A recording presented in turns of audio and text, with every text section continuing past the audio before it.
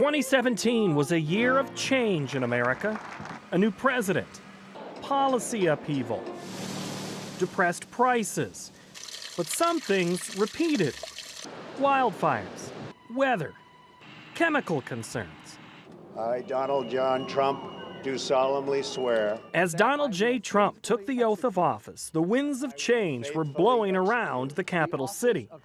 The president made good on his promise to pull out of the Paris Climate Accord, the Trans-Pacific Partnership, and kept alive the threat to exit the North American Free Trade Agreement. 5 rounds of talks took place in 2017, but little consensus was reached between the major trading partners of Canada, Mexico, and the United States.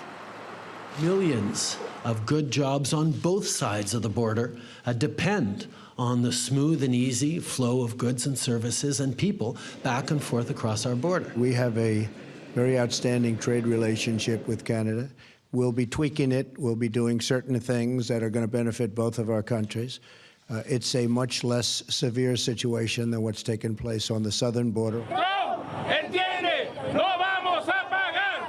If any deals are going to be made, they will likely come in the first half of 2018, as elections in all 3 countries are set to take place. Food is a noble thing to trade. We've got a great story to tell. Former Georgia Governor Sonny Perdue was the last of the Trump cabinet selected and heard in the confirmation process.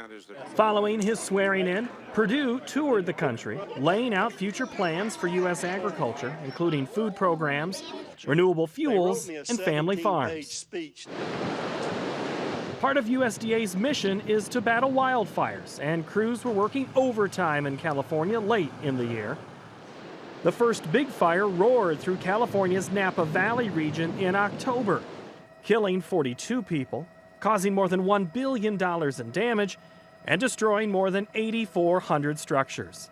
At the time, it was one of the worst natural disasters in the state's history. Then came the Thomas Fire. Santa Ana winds fueled the blaze that topped 272,000 acres, and it is now considered the 2nd worst fire in the Golden State's history. The hardest areas impacted were in Ventura and Santa Barbara counties. The latter area is home to a $1.5 billion strawberry, leafy greens, and fresh-cut flower industry. Extreme weather also slammed the Gulf Coast as Hurricane Harvey came ashore in September. The year 2017 will go down as the 5th most active season, along with the most major hurricanes since 2005. The damage is the costliest on record, nearing the $370 billion threshold. I know my son's been out there in the water for 2 days, at least waist deep, working, trying to either move cows to higher ground or get hay to them and see that they're okay. Fruit in the nation's largest juice producer was ravaged by Hurricane Irma. Some 80 to 90% of the crop in Florida was impacted and could easily top $1 billion in damages. Weather concerns came and went in the Corn Belt, but the biggest storm on the horizon for many producers was the future of the renewable fuel standard. Threats to reduce the level of fuel mixed with homegrown sources soured lawmakers and interest groups alike. The Renewable Fuel Standard plays a major role in sustaining our ability to continue as an agricultural leader by giving farmers another market for their commodities.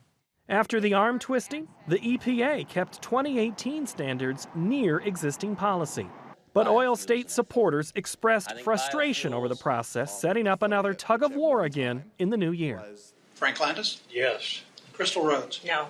The long-sought Keystone Pipeline cleared a regulatory hurdle in Nebraska in November, just days after a spill along the existing pipeline in South Dakota. 10 states in the pipeline's path and others in the surrounding region are deciding rules when it comes to chemical drift, specifically the application of dicamba. Rulemakers from Arkansas to the Dakotas made adjustments in how the weed killer can be applied. Thousands of complaints have been logged in those states over damage caused after spraying. For more on the year that was 2017, download the most recent version of the M2M podcast. The first episode dropped this week, and the next one will be available on January 2nd.